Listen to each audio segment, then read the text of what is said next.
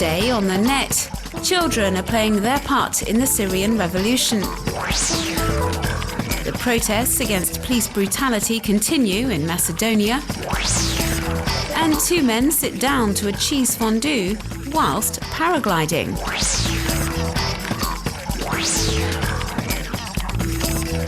Schoolchildren trampling over a picture of Syrian President Bashar al-Assad.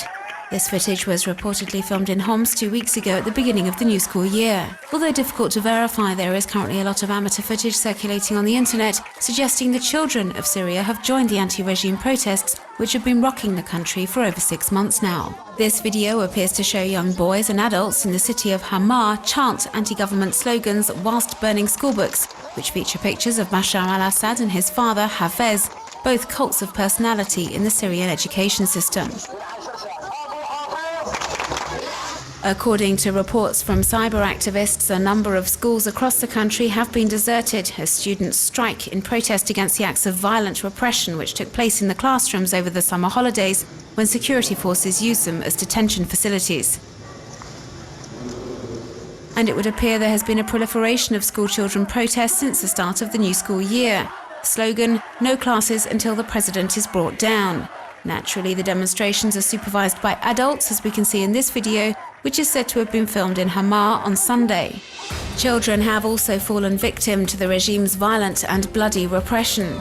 This footage appears to show a school in Homs under attack by security forces.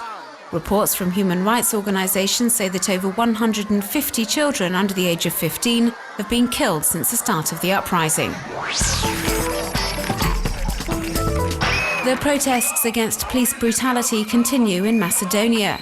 As we can see in these images filmed last week in Skopje, hundreds of citizens continue to take to the streets of the capital, criticizing the authorities' handling of the death of Martin Leszkowski, a 22-year-old man who was beaten to death by a police officer last June during a political rally. As has often been the case since the protest movement began 4 months ago, the demonstration was organized via Twitter using the keywords protest Iram, meaning I protest. Blogger Dejan Velkoski was at the rally and has written about it on his website and has also uploaded photos. He says the protesters hoped the demonstration would prompt the authorities to speed up the legal proceedings for this case.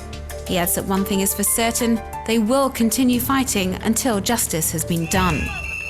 And it does seem the protesters will not be giving up until their demands are met. A number of demonstrations have been organised across the country since the beginning of June demanding justice for Martin Leszkowski, each rally drawing huge crowds. Said Zigal is a researcher and media expert, and he thinks these protests say a lot about Macedonian society. He says that it is most probably the first time that the people, led by the younger generation, have stood up for what they believe in by publicly voicing their anger with the authorities without going through the channel of political parties. He thinks it's a sign that it's high time for change in the way the country's governed. With Plemi.com, you can now help decide which groups are programmed to play in the town or city where you live. Web users can vote for their favourite group or groups, and Plemi has promised that as soon as the demand is high enough, it will help find a venue for the group. The platform is proving increasingly popular and hopes that with the help of devout fans, it will be able to unearth and promote new talent.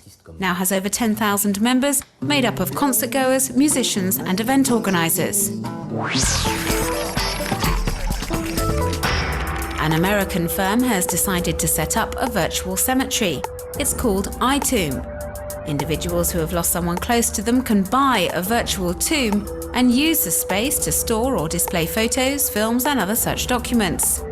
Anyone who wishes to pay their respects can do so in a simple click and leave some flowers or light a virtual candle. It costs $50 a year to keep the virtual tomb in activity. The people behind this video set the unlikely challenge of eating a cheese fondue whilst paragliding. An original idea, to say the least, which gave the participants the opportunity to marry their two passions: extreme sports and tasty food.